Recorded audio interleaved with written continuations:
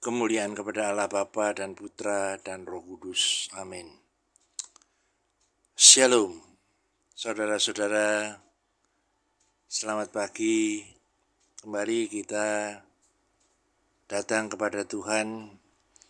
Dan saat di pagi hari yang indah ini, kita akan membahas kembali firman Tuhan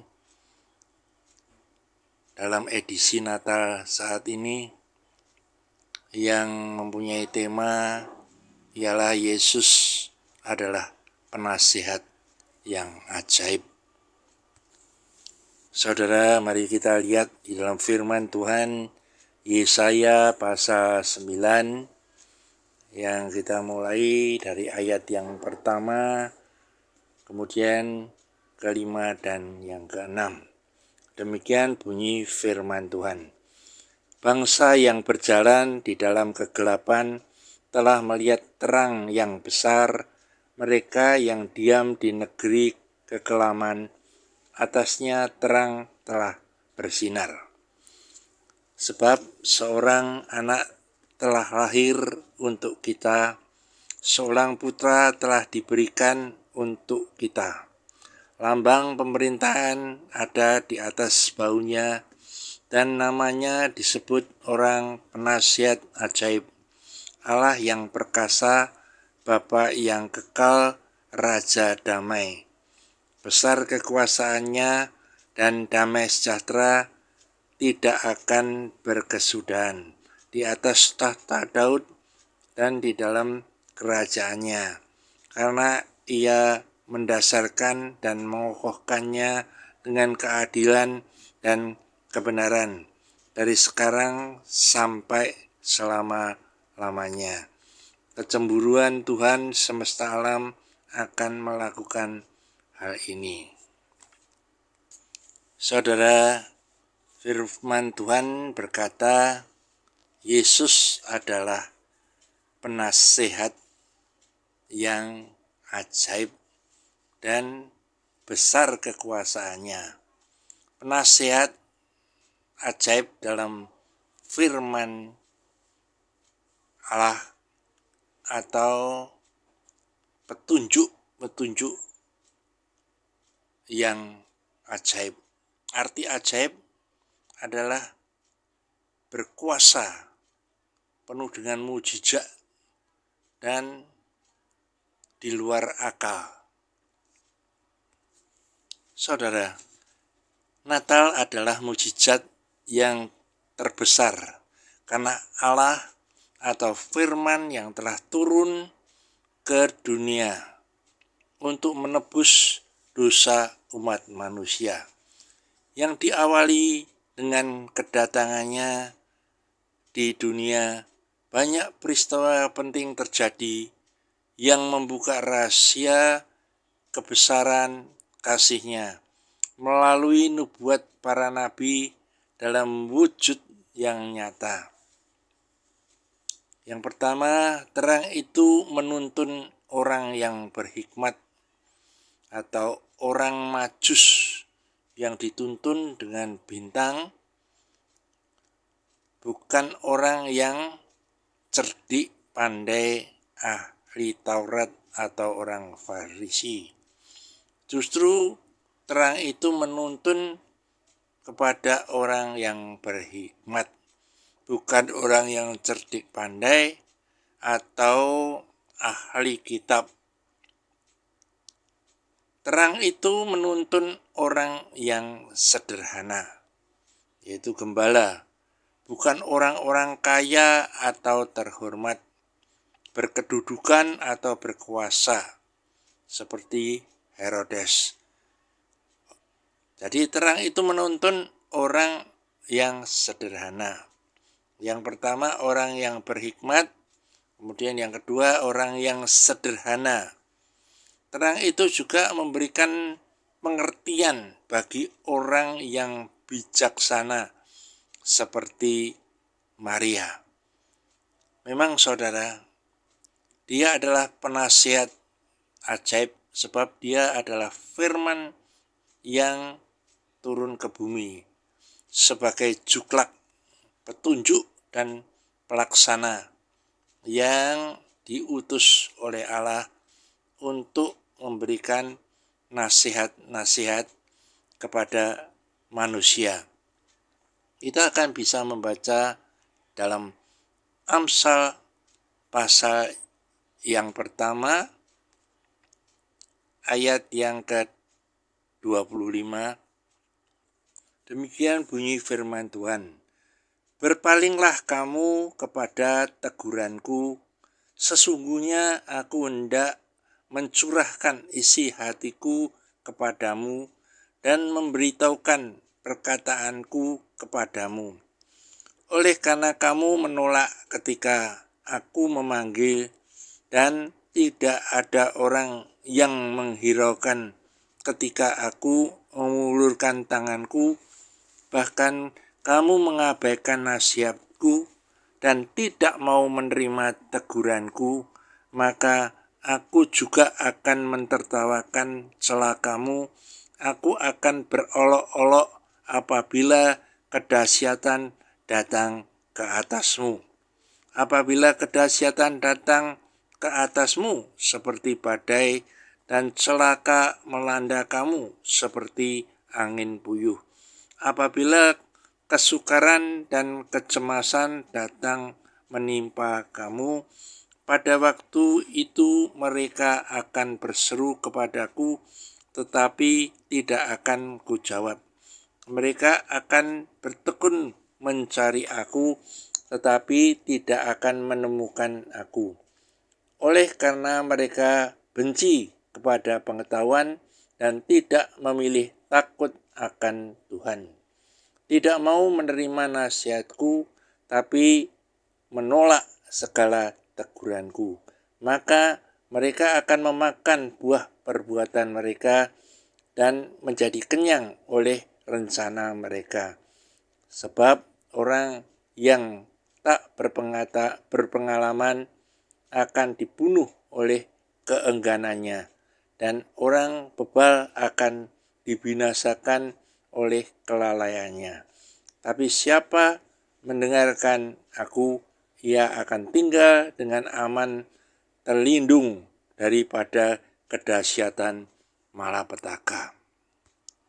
Saudara, nasihat itu adalah hikmat, dan faedah daripada menuntut hikmat adalah, hai anakku, jikalau engkau menerima perkataanku dan menyimpan perintahku di dalam hatimu, sehingga telingamu memperhatikan hikmat dan engkau mencenderungkan hatimu kepada kepandaian, ya, jikalau engkau berseru kepada pengertian dan menunjukkan suaramu kepada kepandaian, jikalau engkau mencarinya seperti mencari perak dan mengejarnya seperti mengejar harta terpendam, maka engkau akan memperoleh pengertian tentang takut akan Tuhan dan mendapat pengenalan akan Allah. Karena Tuhanlah yang memberikan hikmat, dari mulutnya datang pengetahuan dan kepandaian. Ia menyediakan pertolongan bagi orang yang jujur, menjadi perisai bagi orang yang tidak bercela kelakuannya, sambil menjaga jalan keadilan dan memelihara jalan orang-orangnya yang setia. Maka engkau akan mengerti tentang kebenaran dan keadilan dan kejujuran, bahkan setiap jalan yang baik. Karena hikmat akan masuk ke dalam hatimu dan pengetahuan akan menyenangkan jiwamu. Kebijaksanaan akan memelihara engkau, kepandaian akan menjaga engkau, supaya engkau terlepas dari jalan yang jahat, dari orang yang mengucapkan tipu muslihat. Saudara, pemahaman firman Tuhan yang benar, kita bisa lihat di dalam firman Tuhan Ulangan pasal 29 ayat yang ke-29. Demikian bunyi firman Tuhan. Hal-hal yang tersembunyi ialah bagi Tuhan Allah kita. Tetapi hal-hal yang dinyatakan ialah bagi kita dan bagi anak-anak kita sampai selama-lamanya, supaya kita melakukan segala perkataan hukum Taurat ini. Jadi saudara, ada bagian rahasia yang Tuhan berkenan menyatakan kepada manusia. Tetapi ada juga bagian yang tidak pernah bisa dipahami manusia, sebab itu rahasia Tuhan. Pada bagian yang berkenan Tuhan menyatakan untuk dipahami, manusia harus berusaha memahami sebanyak-banyaknya kesempatan yang diberikan oleh Tuhan.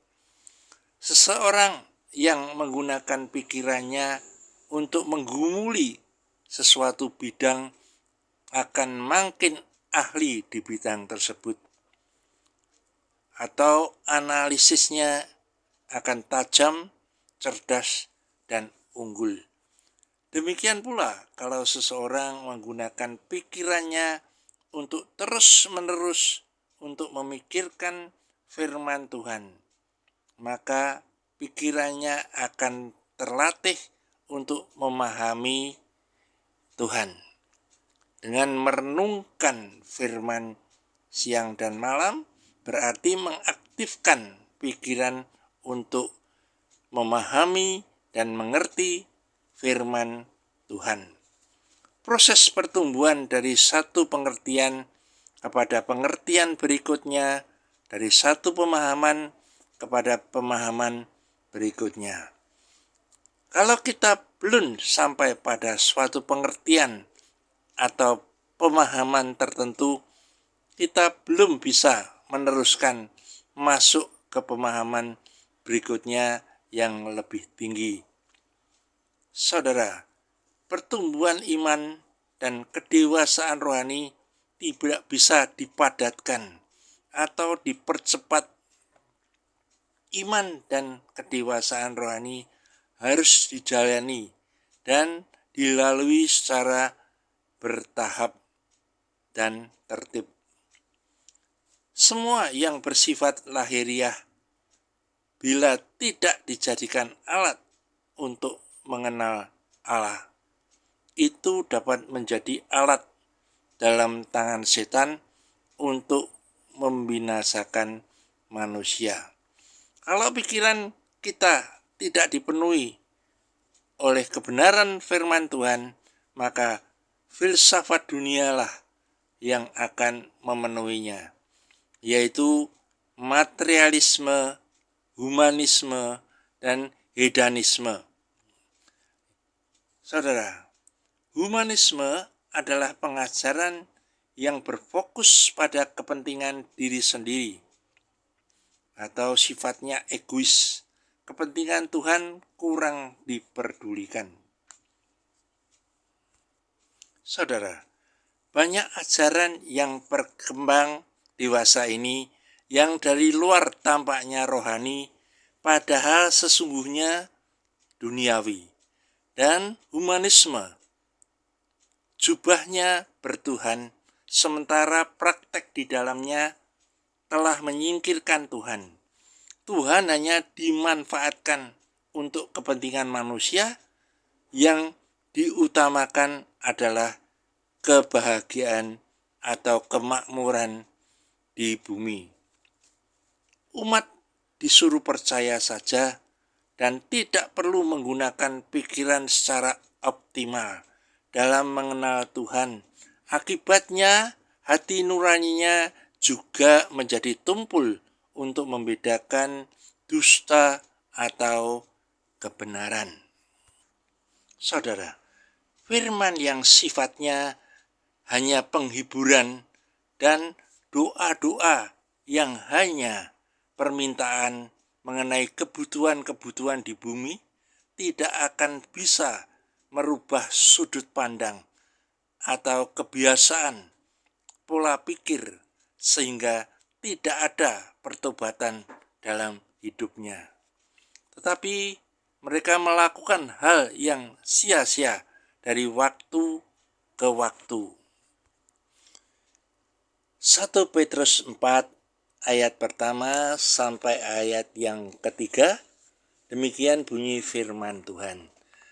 Jadi, karena Kristus telah menderita penderitaan badani, kamu pun harus juga mempersenjatai dirimu dengan pikiran yang demikian. Karena barang siapa telah menderita penderitaan badani, ia telah berhenti berbuat dosa. Supaya waktu yang sisa, jangan kamu pergunakan menuruti keinginan manusia, tapi menurut kehendak Allah.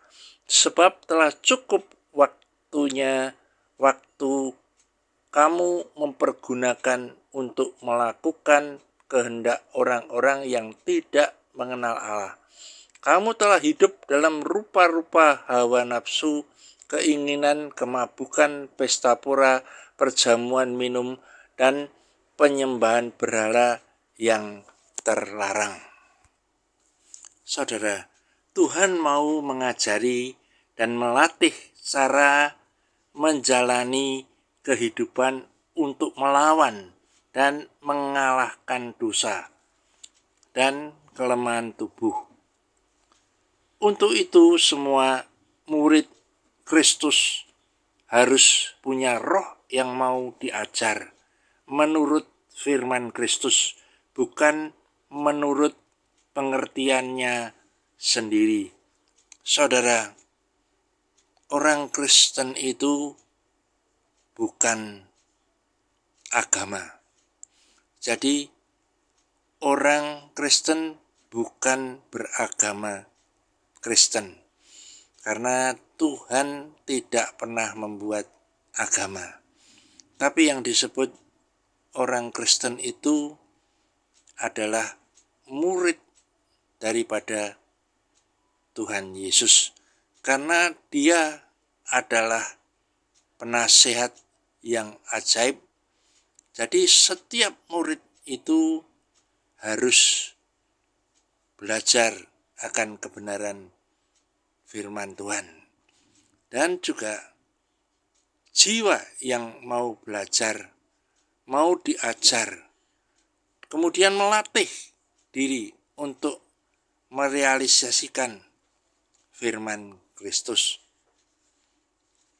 Roh letak kesadaran yang dipimpin melalui proses pertumbuhan kedewasaan rohani sampai kepada kesempurnaan, yaitu kesadaran roh, hidup dalam roh.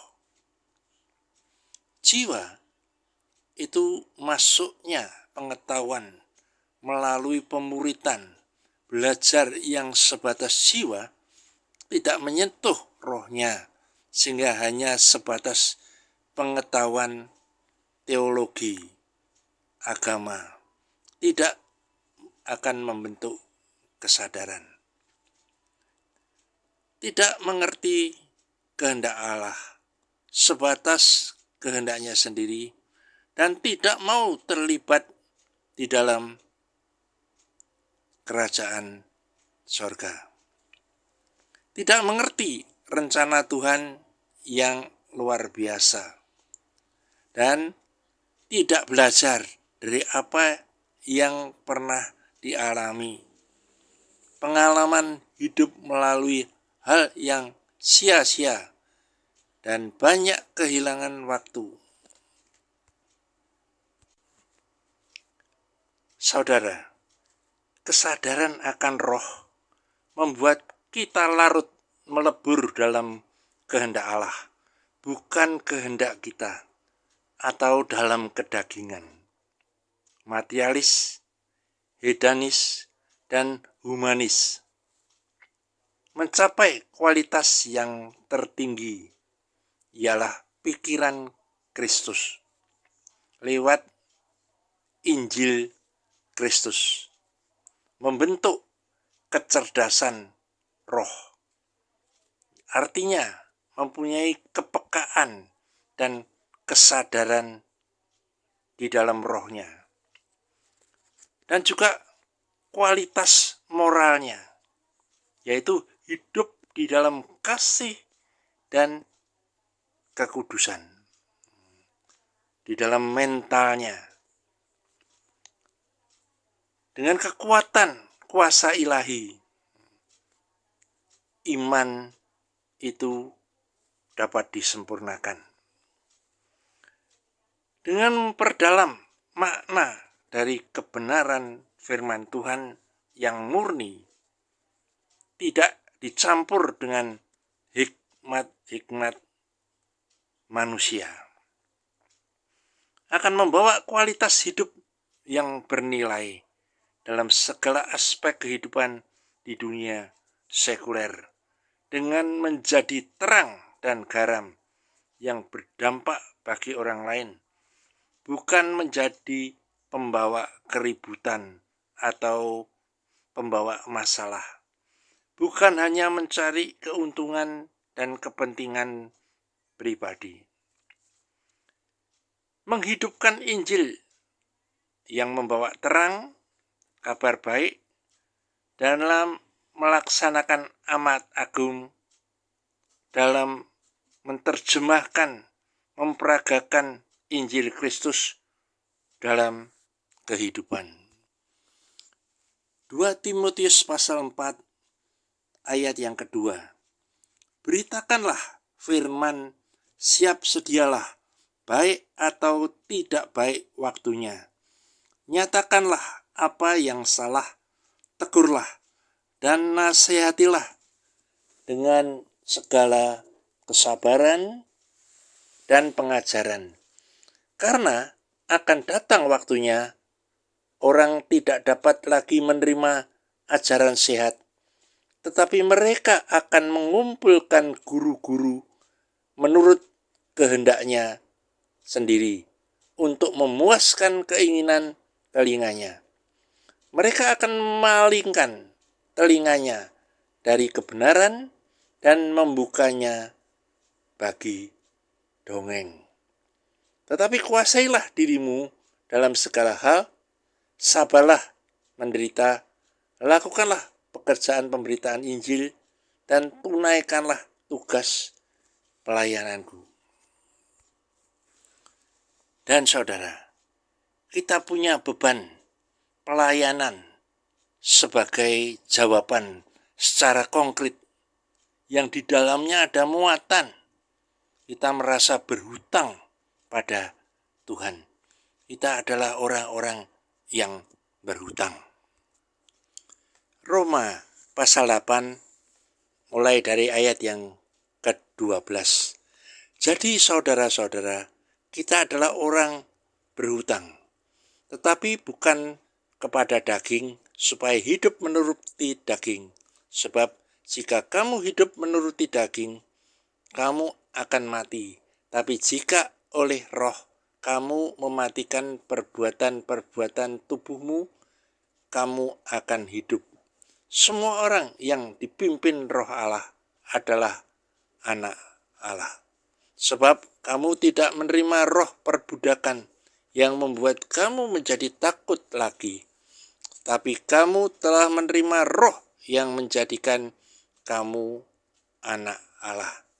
Dan oleh roh itu kita berseru, ya Aba, ya Bapa.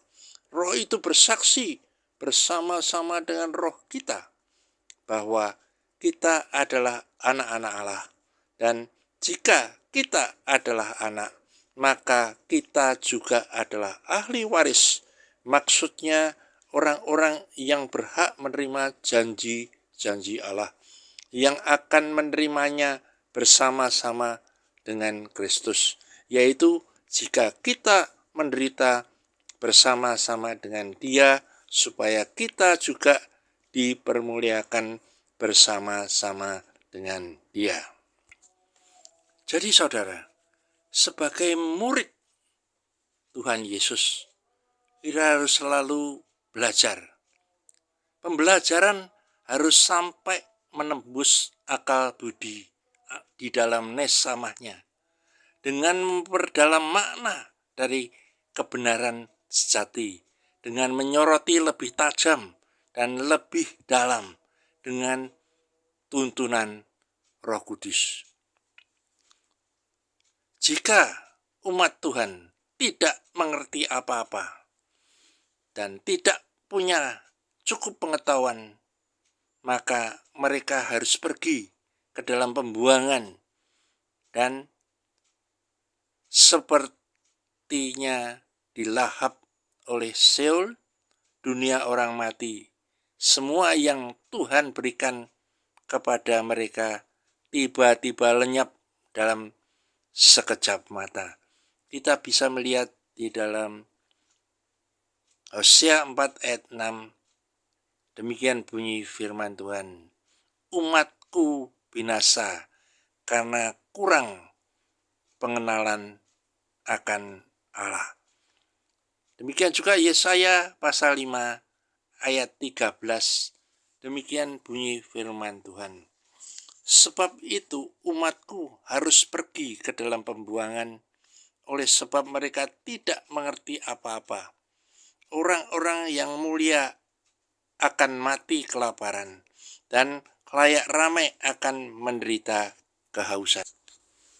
Sebab itu dunia orang mati akan membuka kerongkongannya lapang-lapang, dan akan mengangakan mulutnya lebar-lebar dengan tiada terhingga, sehingga lenyap ke dalamnya segala kesemarakan dan keramaian Yerusalem, segala kegaduhannya dan orang-orang yang bersukaria di kota itu.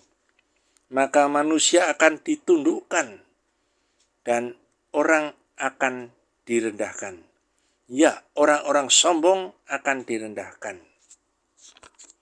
Saudara, dalam kehidupan ada begitu banyak kebenaran yang Tuhan sampaikan, yang merupakan hukum ketetapan, aturan main, yang suka atau tidak suka harus dipelajari.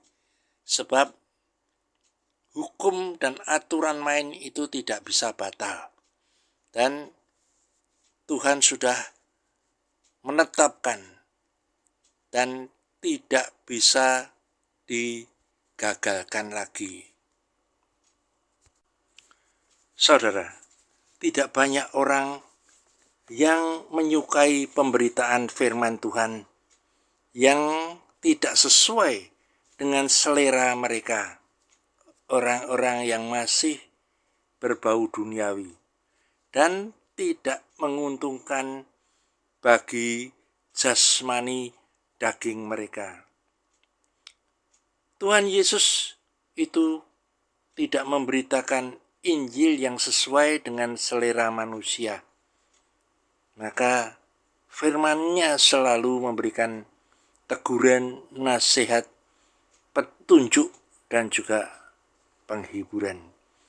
Mari kita lihat di dalam firman Tuhan, pada zaman Tuhan Yesus pun banyak orang-orang yang tidak bisa menerima kebenaran yang disampaikan oleh Tuhan Yesus. Tadi lihat di dalam Yohanes pasal yang ke-6 ayat yang ke-60. Sesudah mendengar semuanya itu, banyak dari murid-murid Yesus yang berkata, "Perkataan ini keras, siapakah yang sanggup mendengarkannya?" Mulai dari waktu itu, banyak murid-muridnya mengundurkan diri dan tidak lagi mengikuti dia. Jadi saudara, kita harus betul-betul memperhatikan pengajaran daripada penasihat ajaib itu, yaitu Tuhan kita Yesus Kristus mengajarkan senantiasa untuk memperbaiki karakter kita, bukan kehidupan jasmani kita di muka bumi ini. Saudara, kita harus tahu bahwa hanya dengan teguran, peringatan, dan petunjuk yang dilakukan oleh Tuhan Yesus inilah, dengan cara memikul salib, menyangkal diri, dan mengikuti jejak daripada Tuhan Yesus. Tuhan Yesus selalu berkata, ikutlah bersama-sama dengan aku menderita.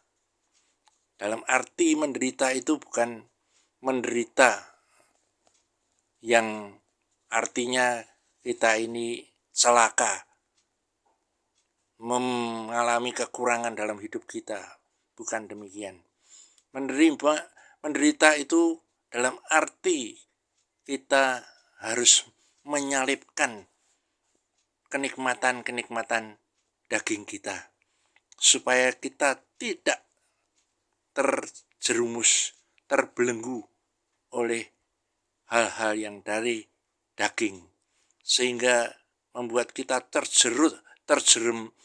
terjerumus di dalam tipu daya si iblis. Saudara, nurani yang kelihatannya baik tidak menjamin seseorang memiliki pertobatan yang sejati sampai pemulihan dan pembaruan hidup, yaitu nurani pemberian Tuhan harus selalu dijaga kemurniannya. Keseriusan untuk menerima anugerah keselamatan adalah kesediaan menjadi kekasih Tuhan, bukan kekasih daripada dunia ini. 1 Yohanes 2 ayat yang ke-15, demikian bunyi firman Tuhan. Janganlah kamu mengasihi dunia dan apa yang ada di dalamnya. Jikalau orang mengasihi dunia, maka kasih akan Bapa tidak ada di dalam orang itu. Sebab semua yang ada di dalam dunia, yaitu keinginan daging dan keinginan mata, serta keangkuhan hidup, bukanlah berasal dari Bapa, melainkan dari dunia. Dan dunia ini sedang lenyap dengan keinginannya. Tetapi orang yang melakukan kehendak Allah tetap hidup selama-lamanya. Saudara, keselamatan itu sendiri adalah usaha Tuhan untuk mengembalikan manusia pada rencana Tuhan yang semula. Jadi berdoalah seperti segalanya tergantung kepada Tuhan. Tetapi tetap usahalah seperti segalanya tergantung kepada kita. Orang yang mengerjakan keselamatan dengan takut dan gentar adalah orang-orang yang terus-menerus berjuang agar pengharapan keselamatan menjadi suatu milik yang pasti dan memiliki hak penuh masuk kerajaan surga.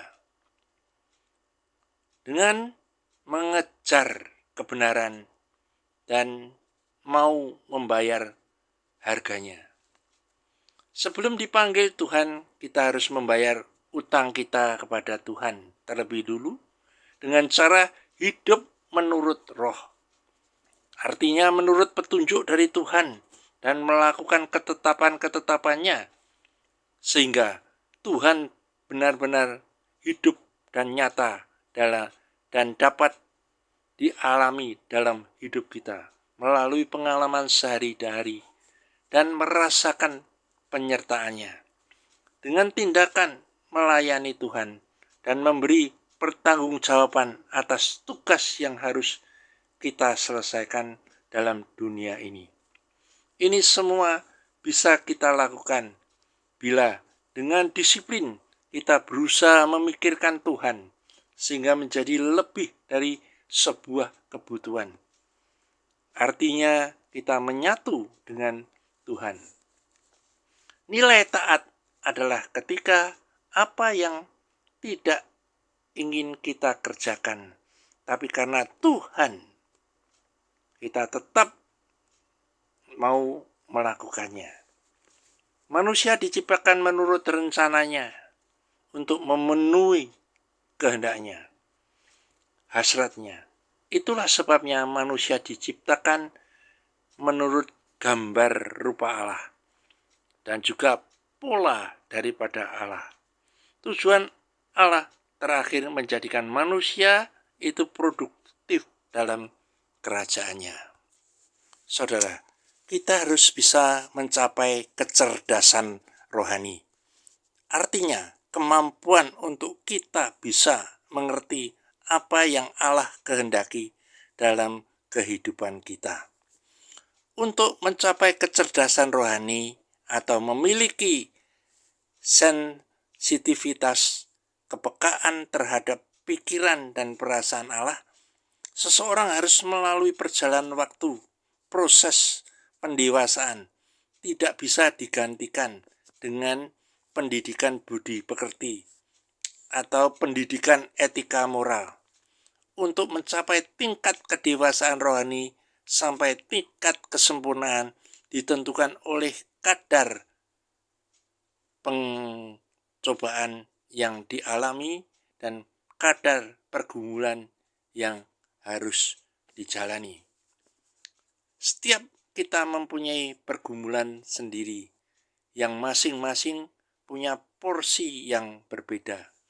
Di dalam pergumulan yang dihadapi oleh masing-masing individu, kita harus bisa bertindak, bereaksi, merespon sesuai dengan pikiran dan perasaan Allah.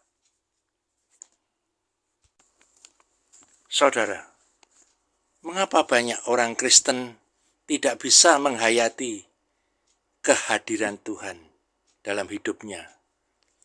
Karena mereka menuntut Allah untuk menyatakan dirinya secara fisik dengan tanda-tanda secara lahiriah, sesuai versi keinginannya. Dan juga karena mereka menghendaki Allah menyertai dengan cara yang mereka inginkan.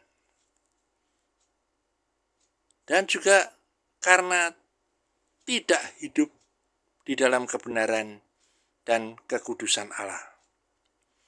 Orang yang mau hidup dalam kawasan dimensi Allah tidak harus hidup tidak bercacat celah. Mengondisikan, memiliki moral yang permanen, yang tidak bisa berbuat dosa dan kesalahan lagi. Ia harus lahir dari Allah. Karena siapa yang lahir dari Allah, dia tidak dapat berbuat dosa lagi. Juga menikmati sukacita, kebahagiaan di dalam Tuhan, dan dunia akan menjadi tidak menarik lagi. Kita akan lihat di dalam Filipi pasal 3 ayat yang ke-7. Tapi apa yang dahulu merupakan keuntungan bagiku, sekarang kuanggap rugi karena Kristus. Malahan segala sesuatu kuanggap rugi karena pengenalan akan Kristus Yesus Tuhanku lebih mulia daripada semuanya. Oleh karena dialah aku telah melepaskan semuanya itu dan menganggapnya sampah supaya aku memperoleh Kristus. Saudara, jadi akhirnya kita bisa memindahkan hati kita dari dunia ini kepada surga. Jadi semua kenikmatan yang ada di dunia ini akhirnya tidak berarti sama sekali dibandingkan dengan kemuliaan yang Allah sediakan di kerajaan surga.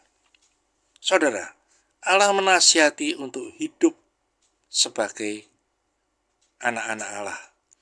Karena anak-anak Allah ini yang akan mewarisi jadi harta kekayaan yang ada di dalam kerajaan surga. Kita harus hidup di dalam kasih yang nyata. Kita harus hidup di dalam keadilan dan kebijaksanaan. Dan kita juga hidup di dalam kekudusan. Artinya kita mengambil bagian dalam kodrat ilahinya. 2 Petrus 1 ayat yang ke-3. Karena kuasa ilahinya telah menganugerahkan kepada kita segala sesuatu yang berguna untuk hidup yang saleh oleh pengenalan kita akan Dia yang telah memanggil kita oleh kuasanya yang mulia dan ajaib. Dengan jalan itu, Ia telah menganugerahkan kepada kita janji-janji yang berharga dan yang sangat besar, supaya olehnya kamu boleh mengambil bagian dalam kodrat ilahi dan luput dari hawa nafsu duniawi yang membinasakan dunia. Saudara, kodrat ilahi adalah sifat dasar Allah. Allah Maha Kasih, Allah Maha Adil, dan Allah Maha Kudus. Allah itu setia dan Allah itu sempurna. Itulah sifat-sifat Allah yang harus ada di dalam diri manusia.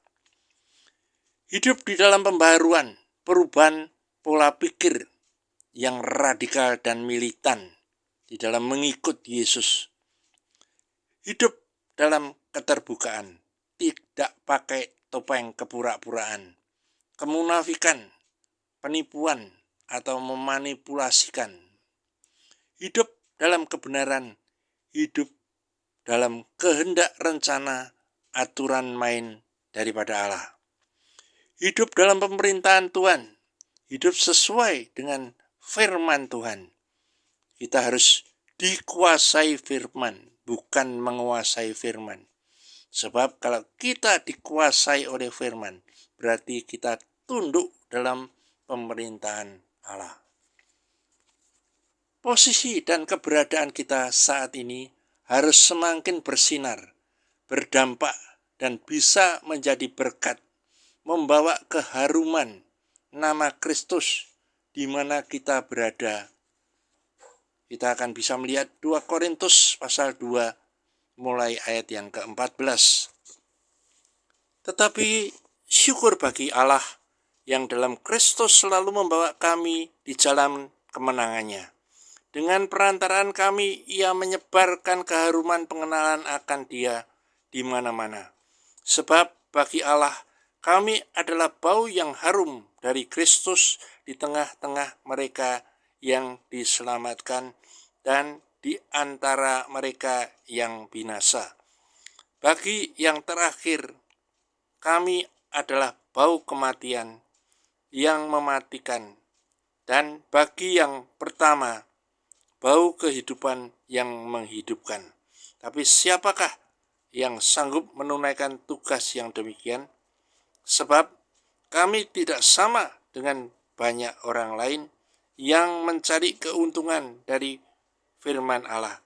Sebaliknya, dalam Kristus kami berbicara sebagaimana mestinya, dengan maksud-maksud murni atas perintah Allah dan di hadapannya. Saudara, mujizat itu ada di dalam firman-Nya. Rahasia mujizat adalah menurut segala perintah Tuhan dan menurut segala ketetapan yang sudah ditentukan oleh Tuhan. Dan juga untuk menghargai kasih karunia. Apabila kita mengerti makna Natal yang sebenarnya, maka banyak mujizat akan terjadi dalam kehidupan kita. Di dalam firman Tuhan penuh dengan mujizat.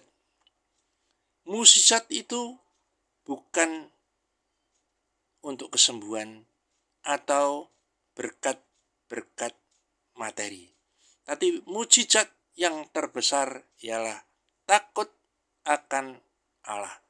Itu adalah kekayaan yang sejati. Kita buka Alkitab kita di dalam Amsal 14 ayat yang ke-26. Dalam takut akan Tuhan ada ketentraman yang besar. Bahkan ada perlindungan bagi anak-anaknya. Takut akan Tuhan adalah sumber kehidupan sehingga orang terhindar dari jerat-jerat maut. Demikian juga yang tertulis dalam Mazmur 112. Berbahagialah orang yang takut akan Tuhan, yang sangat suka kepada segala perintahnya. Anak cucunya akan perkasa di bumi, angkatan orang benar akan diberkati. Harta dan kekayaan ada di dalam rumahnya, kebajikannya tetap untuk selamanya. Di dalam gelap terbit terang bagi orang benar, pengasih dan penyayang orang yang adil. Mujur orang yang menaruh belas kasihan dan yang memberi pinjaman, yang melakukan urusannya dengan sewajarnya. Sebab ia takkan goyah untuk selama-lamanya. Orang benar itu akan diingat selama-lamanya. Tidak takut kepada kabar celaka. Hatinya tetap penuh kepercayaan kepada Tuhan. Hatinya teguh, ia tidak takut sehingga ia memandang rendah para lawannya. Ia memberikan kepada orang miskin.